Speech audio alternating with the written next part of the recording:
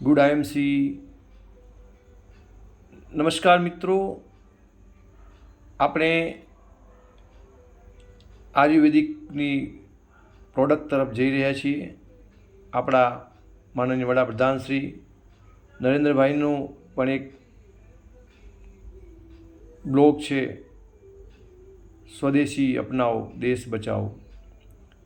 આ માધ્યમથી આયુર્વેદિકની પ્રોડક્ટનું